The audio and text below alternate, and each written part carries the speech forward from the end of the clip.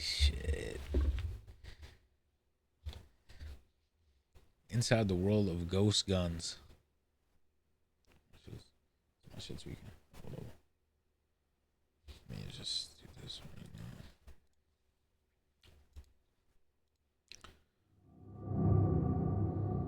now. I think access to the firearm is a fundamental human dignity. It's a fundamental human right. 30-year-old Cody Wilson is a self-described gun rights advocate and crypto-anarchist, which means he believes in decentralization of information. He's also been labeled one of the most dangerous people in the world. How many times have you been sued in this business? I can't count. I can't count. Half the states in this country who sued me, this so-called free country. What got you into 3D printing guns? When I got my cease and desist from the ATF. If ATF kicked in your door and they found this, what kind of time would you be looking at, you think? I don't even know. You think double digits? Probably. How do you walk the line between freedom and danger? It is a line, and we stay within a conscious vocabulary because in American libertarian politics and political life, the gun is an important thing. I'm on your side if you like the Second Amendment. It's more important for me to convey that than some deeper feeling about these things. Ghost guns, untraceable weapons, a threat to the system. And thanks to advancements in 3D printing, the power to create a gun has been democratized to anyone with a couple $1,000. Now, is this a Second Amendment right that the Founding Fathers outlined for us in the Constitution? Or is this a dangerous public safety nightmare that needs to be heavily regulated or altogether outlawed? Today, we take a deep dive into this world. We sit down with Cody Wilson, a controversial figure who invented and printed the first 3D gun, and he currently runs the biggest ghost gun company in the United States. We speak with Michael Cargill, a gun rights activist who took on the ATF all the way to the Supreme Court and won. And finally, we go underground to interview a 3D gun printer running a highly illegal ghost gun enterprise. But before we start, first a quick disclaimer and a message from our sponsor. This video is for documentary purposes only and should not be viewed as a guide for manufacturing weapons. Please consult and adhere to all applicable laws regarding firearm ownership in your area. Thank you. And now for the sponsor of today's video. Today's video is sponsored by CyberGhost VPN. With over 38 million users, CyberGhost is one of the most trusted VPNs on the market. It has a near perfect rating on Trustpilot, and PCMag rated it as excellent. Fortunately for most of us watching this, incognito mode does not protect you. Your internet provider, Wi-Fi, workplace can still track your movements even with incognito. The bad news is, I guess I'm not running for Congress anymore, but the good news is there's a way to protect yourself going forward. This is where CyberGhost VPN comes in. It encrypts your internet traffic and reroutes it through secure servers located around the world, which gives you real security and real privacy. And with CyberGhost, you can access your favorite streaming platforms like Disney+, Hulu, Netflix, and Amazon Prime, and even content from other countries. It works on up to 7 devices, so this is a perfect service for friends and family to share. And viewers of this video get an exclusive deal. And there's also a 45-day money-back guarantee, so you can try this completely risk-free. Jump on this deal and be a ghost. Use my link in the description for 84% off and 4 months free. And now, back to the video.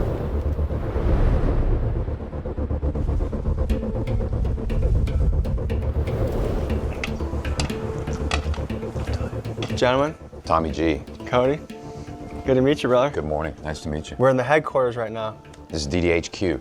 I traveled to Austin, Texas to meet a man who back in 2012 was named one of the most dangerous people in the world by Wired magazine. Why was this? Because he issued a dangerous promise that he would create the technology to print a lethal firearm from home and give that design out for free. And in 2013, he did just that when he released the design for a printed gun called the Liberator. The federal government did not like that one bit. Today, the judge ordered Cody Wilson and his company, Defense Distributed, to remove the blueprints from the internet. Now, the federal government immediately declared war on him, threatening him with years in prison and millions in fines. So what did he do? He fought back, and he sued the United States government and won. Folks, this is Cody Wilson, the godfather of the ghost gun. Okay. These guys are pretending to work.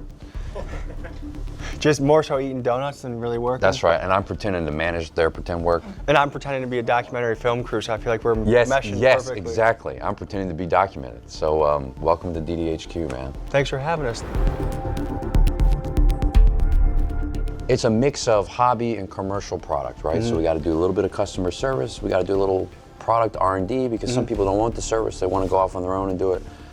And it's a mix of 3D printing, CNC milling, and then what we call 80% receivers, which have been very popular in the last couple of years. These things are made here, they're serviced here, they're developed and tested here. What does that flag represent? This is a Texan flag. All right, this is called the Goliad flag, or sometimes called Philip Dimmitt's bloody arm flag. But it flew at La Bahia at the beginning of the Texan Revolution. I come from the American libertarian tradition, which is older than just America. It's an Anglo-American tradition. I come from that. I'm one of its logical consequences. And so in some respects, I'm just a shit lib living in America. When you really came onto the scene about 7 years ago, there was a lot of media about you. What has changed in your ideology or your mission in the last 7 years? I've become more cynical, but I've also become more practical. And whereas I might have been an idealist in both like a normal sense and as a philosopher, now I'm a realist. I believe that guns are real objects. And I believe that just because they're real objects, that doesn't mean we can understand them. And what we've demonstrated in this company alone has been that the more the law tries to attach to or understand these real objects, the more invisible and withdrawn they become from us. Like, I was just thinking on the drive here, what would our founding fathers think if they saw what is happening in our government right now, where so many of our politicians are bought, so many of our politicians are motivated by greed, so many of our politicians are making laws that make it harder for the business owners, the working class people to thrive in this country. They would have stuck a musket up Pelosi's ass, all these people that are insider trading, all these people that are passing the laws, they would have put them out in the street. When you take a pulse of where the American people are right now and their potential for revolution, how would you grade the situation, the climate? A nullity. It's a zero. It's dead. I mean, the American people, let's say, of the Revolutionary period, were a violent people. They were an interested, bloody, vulgar people. And we want to think about them in romantic terms and think of that they were noble. And of course, there's nobility in their violence. But fundamentally, they were an aggressive, violent people. How many times have you been sued in this business? I can't count. I can't count. Half the states in this country have sued me, this so-called free country. What you begin to see behind the curtain very quickly, not too far, is that you have what is nominally permitted, what is said to be allowed in this country, and what is actually permitted. A lot of what we build here, a lot of what you're seeing, is the assembly of a certain kind of piece of equipment, okay? Because what we like to make for the user at home is a capacity to finish some of these gun parts. You give them the bones and the skeleton, but they breathe the life into the gun. That's very good. Sometimes they have to add a little to the skeleton, or let's say take a few things away because, you know, the diamond is in the rough, right? They got to move some of that rough around, and that's what this equipment is. One of the things Defense Distributed makes is a milling machine called the Ghost Gunner. Think of it as a 3D printer but in reverse. Instead of adding plastic layer by layer, this machine uses a spinning cutter to carve away metal. It takes a raw block of aluminum and precisely mills it down to the intended firearm component, giving the owner of this printer the freedom to create gun parts as they please.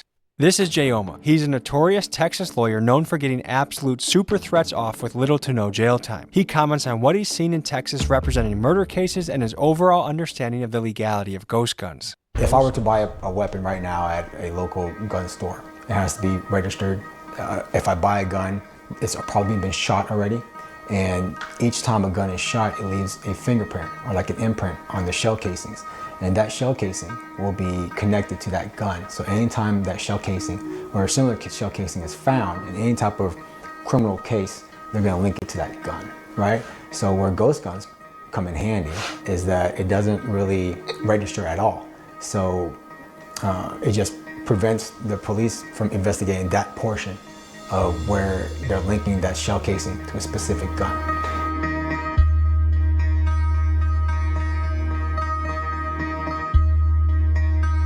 To dive into this 3D gun printing world, we're now going to meet with a guy that does it on a very small scale and ask him questions about what he does, but it's very sketchy, the area that he's in. There's a lot of federal pressure right now, and so we are parking our car in an undisclosed location in the United States, and he's going to come pick us up without a cell phone in his car and take us to a site where we'll see the 3D printing of the guns. It just makes me think that there's kind of this two-tiered system in this country.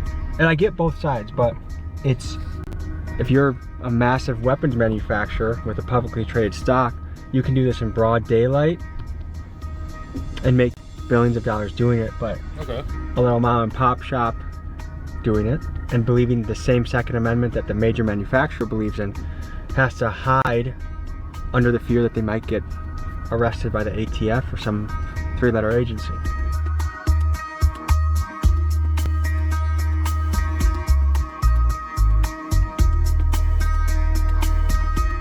What are you in the business of? I build guns. Okay. Ghost gun artist. I sell them. So you customize guns mostly in the 3D printing space? Yeah. I started out doing the P80s, but then once that whole craze with the, what I got there, that's when I got into 3D printing. And also like stocked up on them. What got you into 3D printing guns? When I got my cease and desist from the ATF. That's when you started printing guns? Yeah, out of just pure like passion for guns. And what do they ask you to cease and desist from? So basically, if I buy firearms, they're allowed to come to my house anytime, unannounced, in fact that I still have it.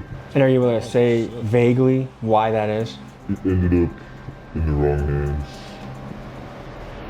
getting across the border. And did it end in a casualty? It did, yeah. Okay, so this thing looks already to be like a substantial piece, and I'd flip that around. Oh, well, yeah. Okay. All right. Yeah, I'm a gun expert, by the way, guys. All right, this is an unfinished receiver. The big guys for the military, just like the little guys, traffic in this same object. But it's an unregulated object. Even though it looks like it's already well on its way to being something serious or something legal or regulated, it is not. When you say the military guys traffic this stuff, what do you mean? There's an economy of objects like this, both an above ground and an underground economy. This economy happens because the main large-scale prime contractor manufacturers, they need unfinished goods just like the rest of us. That's modern capitalism. So they might go to Eastern Europe or they might go to Taiwan and they would say, hey, you can contract manufacture this for me, import it into the United States, and you can do all this work to it, and it's still not a gun and it's still not really seen by the law yet until I, the manufacturer, touch it. And that keeps things cheap, but it also is like the thing that keeps this entire underground economy going, because these objects already existed, always existed outside the law. And now the at-home user wants them as much as the prime contract manufacturers. Talk to me about some of your favorite 3D printed guns on the table. So this one I actually just did last night. Ooh. And Ooh. So the whole thing is 3D yeah, printed? so just that whole lower is 3D printed. You just put together the parts kit. So you have to add the metal in yourself? Yeah, and then you have to get when you're 3D printing, you gotta get the tolerances just right. And a machine like that takes a whole day to do just this? Yeah, there are faster ones, but that machine is meant more for stronger materials. So it does take a bit longer. You want to see a ghost gun? Yeah. Do y'all see this? See how beautiful this is and very customizable? I like it. So you're just missing the top part, right? Yeah. But this right here looks just like how mine would look like on the inside. What I see is like threat financially to the gun manufacturers. Right. Saying there's no way we can make money off of these people anymore.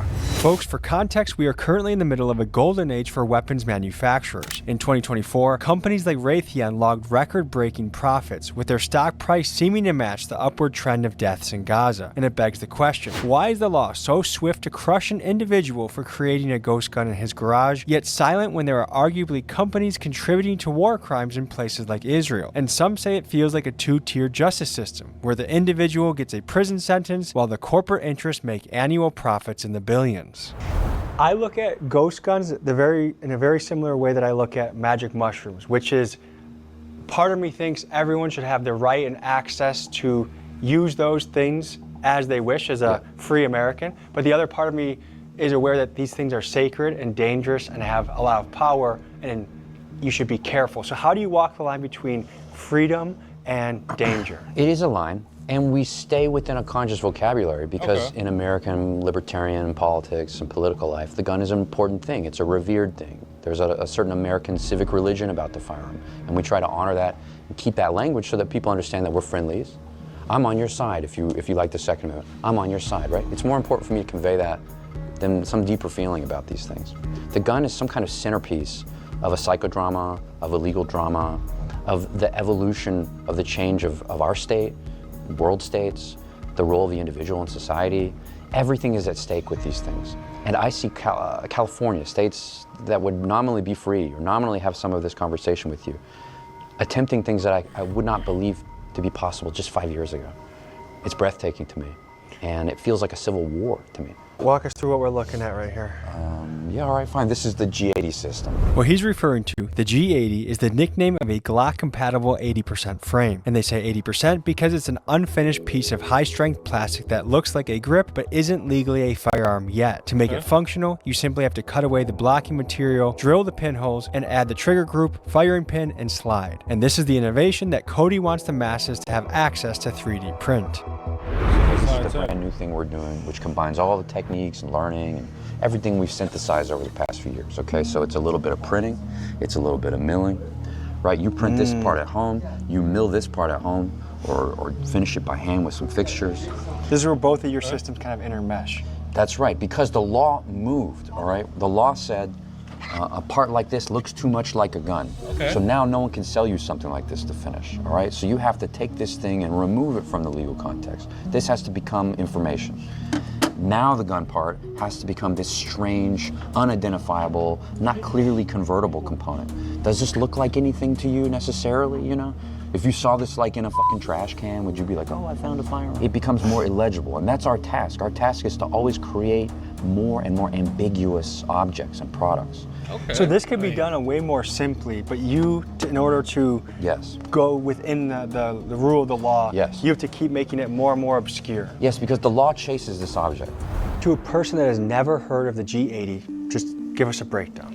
The G80 is the next system in unfinished 80% firearms, okay? The law says, well, all we know, this is the Supreme Court of the United States, and its supreme legislation says, well, all we know is it needs to take longer than an hour to make, and it probably shouldn't look like a gun when you start.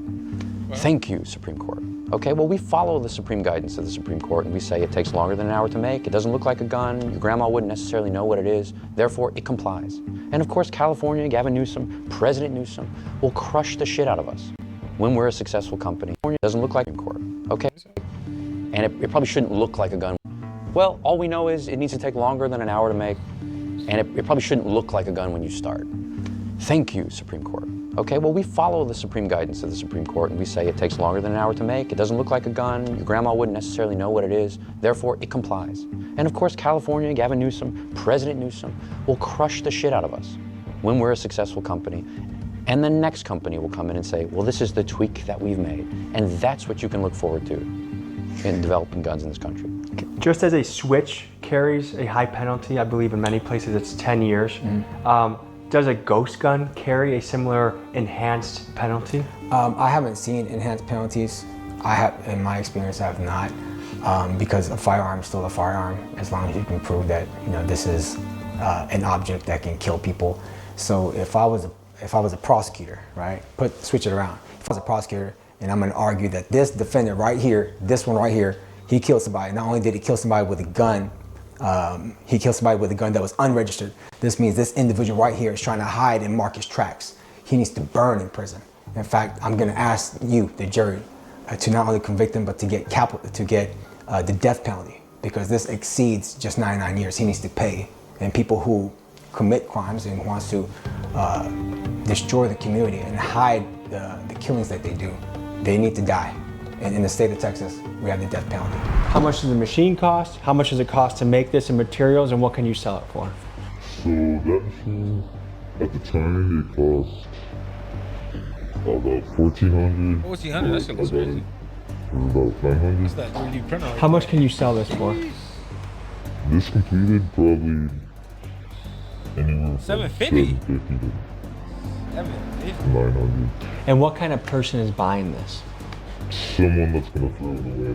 Creating it is a hobbyist thing, but selling them, the guy that's buying it, usually has a particular reason.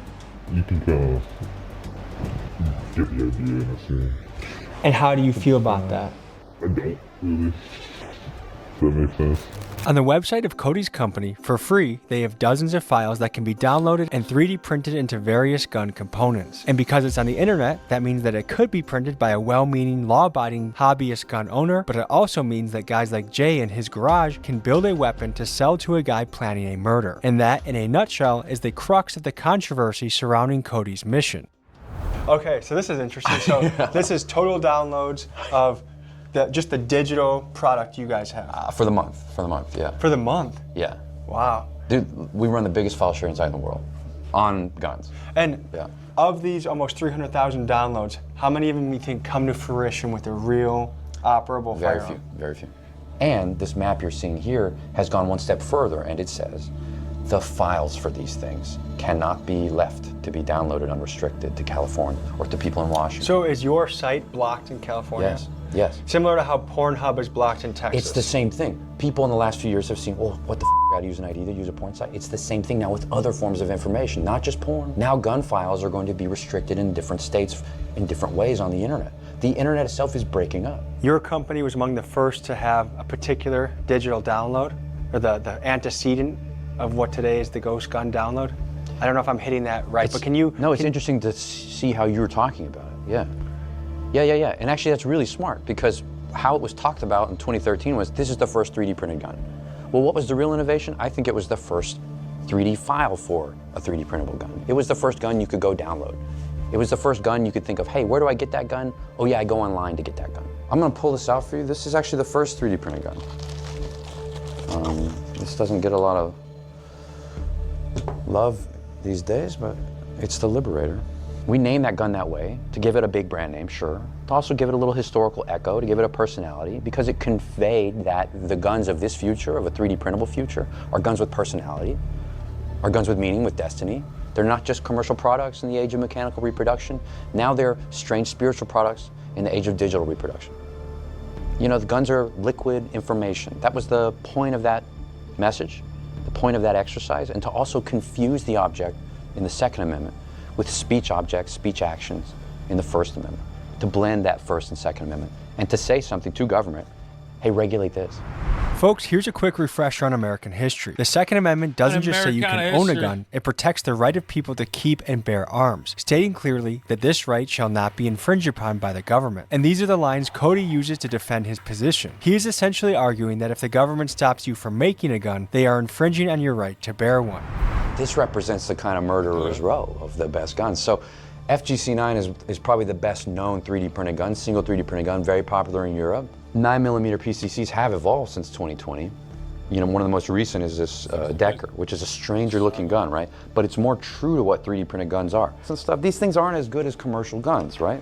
But there's something kind of amazing about the fact that you can 3D print a real magazine for real bullets. This is entirely printed with a spring. All right, this is the Urtal.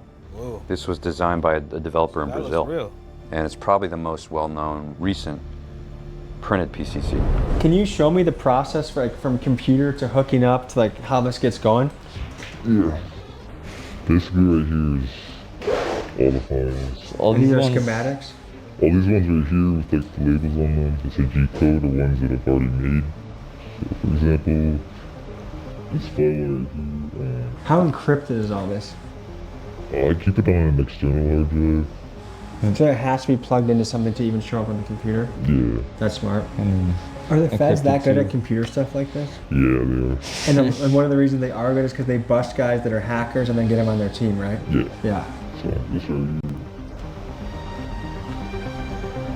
Oh, I like how it says for academia only. Situation is this. There's a Scientology has hired people to stalk my home, and I want to take care of them without any issues. Allegedly. Cult. Cool. So, go into that file, and you basically just... So that's it. This is what it would print, and you put the rest together yourself. Now, what if I had a computer and I had only this? Forget all the ammo, explosives, all the crazy stuff. I just had a pistol, schematic. How much in trouble would I get? Without actually making it, just having that file on my computer. You actually wouldn't, if it was, as long as it's not, like, fully auto or anything like that. So it's legal to have? Yeah, it's legal to make and for yourself, but not... So for personal use, I could make that gun no issue? Yes. No problems whatsoever? No. And then this hooks up to, you already sent the orders to the printer, so it's already, that's why it's going? Yes. And what is the printer making right now? Right now it's making a Block 17. Block 17. You can barely hear the printer too. It's good. This is high quality. So there's no political motivation, there's no greater purpose or mission? No, not really. It's just kind of entertainment and fun? Yeah, pretty much. Yeah, they're making some money from Is it hard getting a girlfriend if this is one of your main some money hobbies? from the file sharing as well. Not really. So folks, now we've seen a little bit into a mom and pop operation, one-man show, how it looks on the ground level. Let's go back to Austin, Texas, where they're doing it on a large-scale operation and have recently had battles with the Supreme Court. You had a recent Supreme Court case, 2023. Tell me about it and what happened. There's not much to say. You go to the Supreme Court, you lose. That's the education I've got in this country. We were doing something not legal, not technical. This was something in the realm of ideas and religion. And when we left, we knew that we had lost. On paper, there are rules and regulations about how you can make a gun in this country, how you can buy one. And the Biden people came in and said, okay, what we're gonna do is we'll take the definition of a gun and explode that to mean as many things outside of an actual gun as possible. You know, anything's a gun if you think about it. If it's marketed as becoming a gun, or if it could become a gun, or if someone buys it because they want to make it into a gun, well, therefore now, under the law, it is a gun. So they had taken the container, the word firearm, and tried to pack as much into that word as possible in the law. Our position was very simple. Doesn't the law mean certain things? Don't words have legal meanings?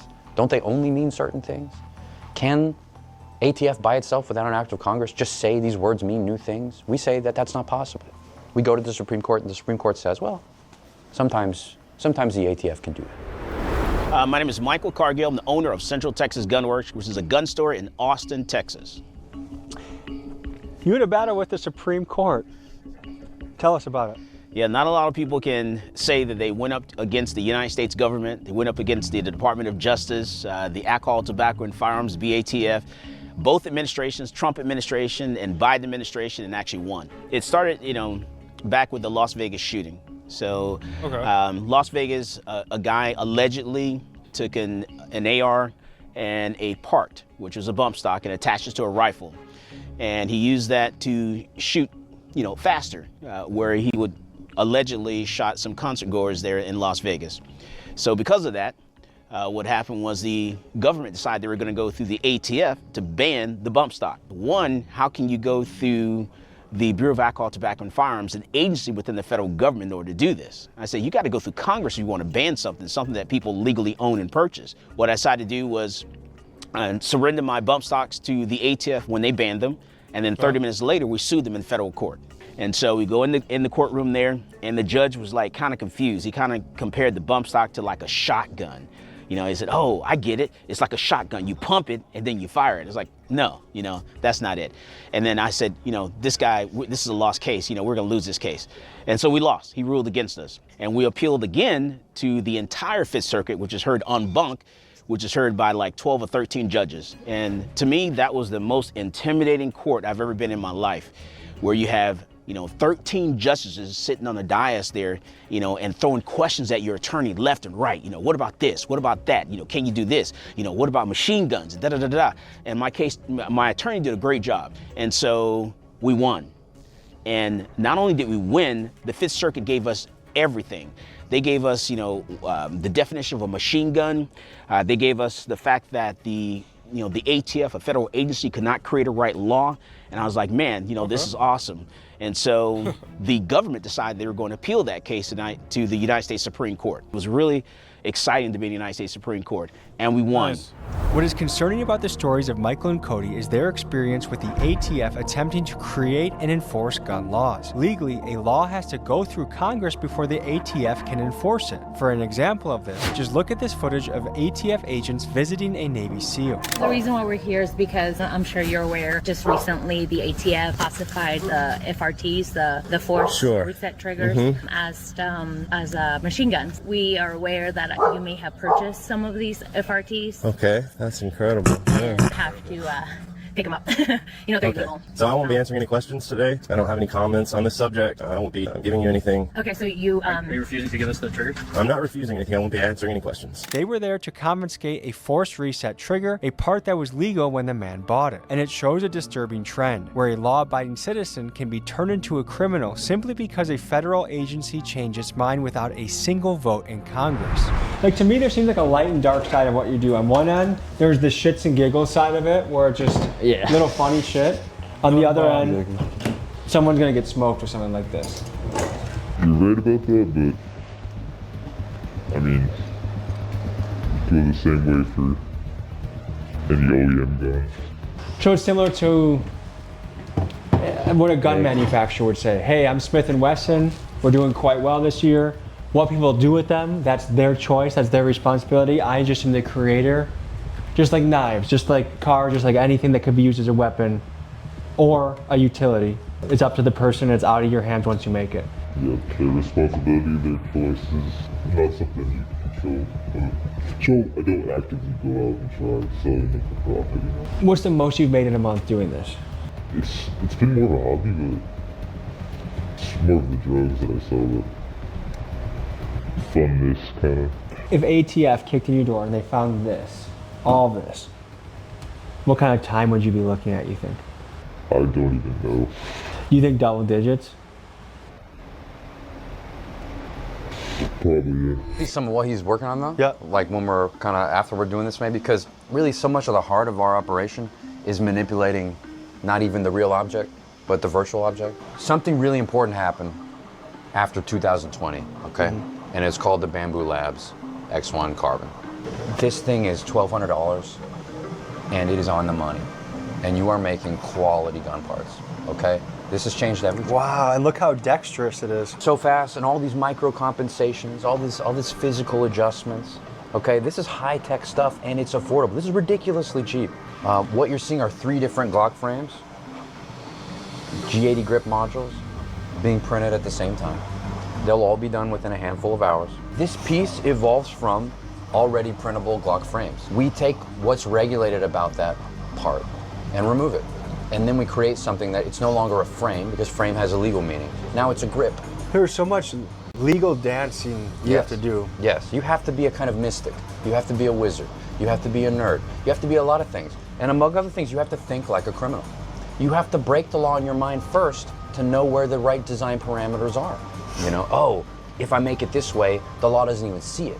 It's invisible to the law. You know, that's the design choice. That's why it's made this way, so that the law truly is seeing ghosts, right? Looking for ghosts. That's why they call them ghost guns. I think we need more people in America like Cody Wilson. People that are idealists, people that are almost on a religious crusade for the people, by the people, against the government. The state has gotten so overwhelmingly powerful that to have a voice that's willing to experience lawsuits across many states, or federal lawsuits, or bankruptcy, or even prison, I just admire someone's commitment to the cause.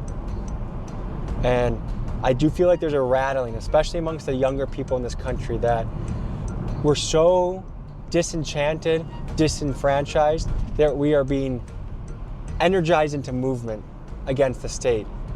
And I, as a proud American, appreciate that. Second Amendment, big thing in America. Do you believe that you should have the right to make your own guns at will? Yes, I do believe that. Can you speak about your overall philosophy about guns, about the Second Amendment, about the American right? The reason I got into this business in the first place is because I wanted to make sure that everyone in my family had the tools needed to protect themselves. I wanted to make sure they had a gun. I wanted to make sure my family were proficient with firearms. You know, I wanted to make sure they knew what the law was and how to react when stopped by law enforcement. So that's why, you know, I got into the gun industry. And so my grandmother at 70 years old decided she was gonna, you know, go back to college and get a college degree at 70. And so she went back to college because she wanted to become a nurse. While my grandmother was traveling from a library, sitting at a bus stop waiting for a bus to come, a guy came along, mugged her, and raped her. So because of that, I decided I wanted to make sure that everyone in my family, including the females in my family, had the tools they needed to protect themselves. I wanted them to get a gun, I wanted them to know what the law was, and I wanted them to be able to defend themselves and send those little bastards up the escalator to Jesus. So that's why I started selling guns. I teach the classes because, you know, I wanted to make sure my family knew what their rights were.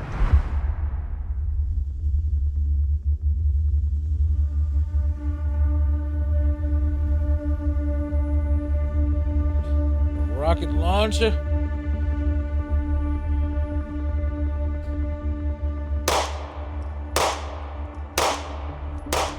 So this is the Polymer 80. Polymer 80. It's what caused the ATF to do their rule change. The difference between this and others is essentially the frame, this plastic part, is the firearm legally. The serial number, if it had one, would go there, but because we did it ourselves, we were not required under federal law or state law to put a serial number. So this is a ghost gun. The frame is no longer a frame, legally speaking. It's no longer the firearm. This component is 3D printed, and the frame lives tucked within the gun. You can't tell it, but it emerges in parts. The gun hides within the presence of a gun. What you see is not the gun, it's what's inside, and that makes all the difference in the law. This is the G80.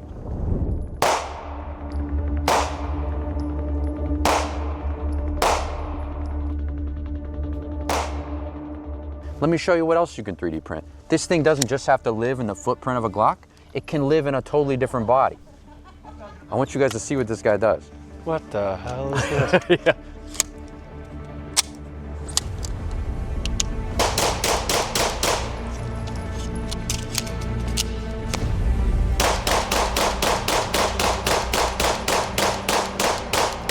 So what you're looking at is that same G80, but we now have a 3D printed, what we call the PDW.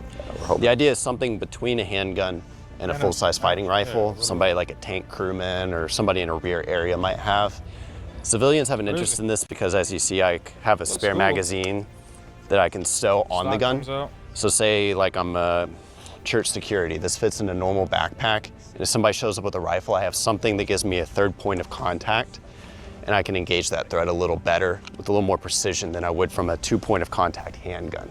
So it's just a different form factor. It's one of many innovations we expect to see with the G80 product line. The elements that are 3D printed are just this part? Yeah, everything below the steel you see right here. So this body is 3D printed, and we will, when this comes to market, include the steel. So if you want to print your PDW body, you'll buy like this brace kit, and it will come to where you can just install this nut, slide it into the channel, and now you have a retaining nut. And it'll have a locking latch to keep it collapsed, and then you'll push the button to pull it out and deploy it.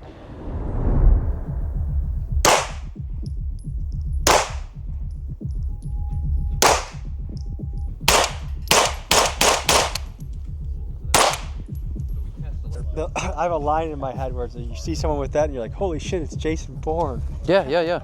This could equally be, it's almost timeless. It's such a foreign design, like 3D printed guns help you understand that. Some designs are, this could be from the 1960s, from sci-fi. This could be from 20 years in the future. I mean, where is this gun from? So you do have a great pessimism about your life work right now. You think it's gonna end by getting crushed by the government. No, it's just, you have to assume. You just have to assume. All right, these forces are too big. This government is too large. It is too impersonal. And it doesn't care about, you know, the law or these little ideas that you have. It's almost all accidental. You have to understand, these are like big cosmic forces. It's like gods that don't even know that you exist. You know, you're less than an insect. You will be destroyed when you're near all of these forces. It just happens. That's what it is to be involved with this. So, what kind of artistic performance, aesthetic development, you know, you have to think outside of these traditional left-right terms. Now that you've had more than a decade under your belt doing this, what are your immediate goals or things that you are trying to achieve? Yeah, my immediate goal is a thing called G80. All right, I watched how the Biden people took the best business in our field, Polymer 80, just wipe it out of business without a thought, really, and without much effort. Right? Like, oh, okay, we can fiddle with the definition of one word and collapse an American company. And some of that is because Polymer 80 collapsed under the weight of its own success. All right, well, luckily we're not successful, okay? Luckily we're more nimble for that reason. And we can teach, like we've always done, what's the name of this company? Defense Distributed.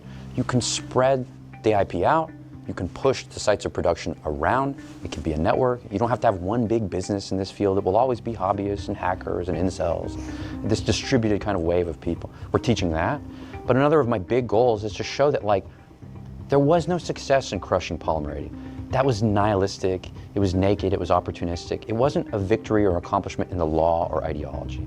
All that legal accomplishment did was push the products and the development and the technology the next level deeper.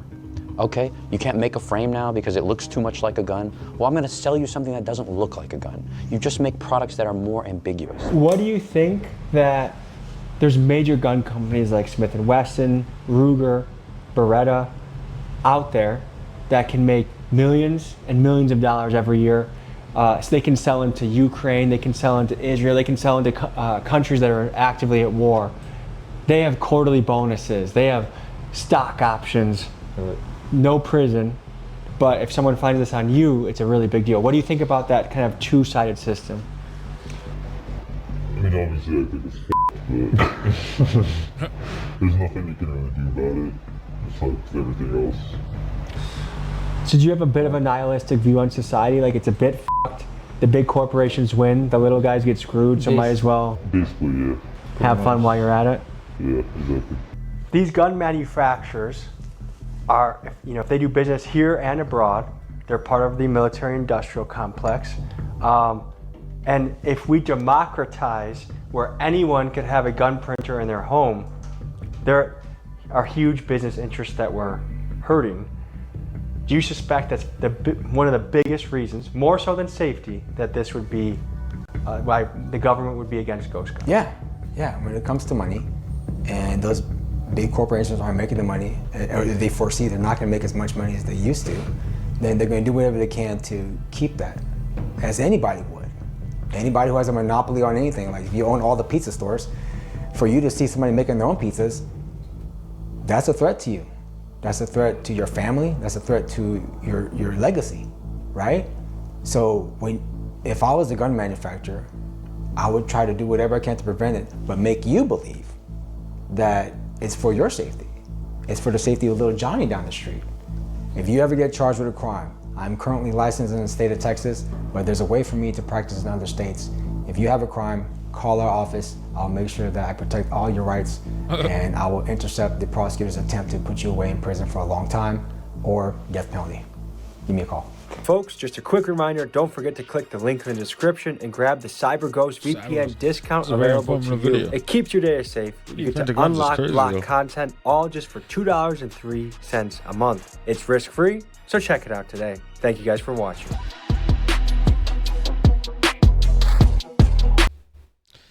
Crazy stuff, man.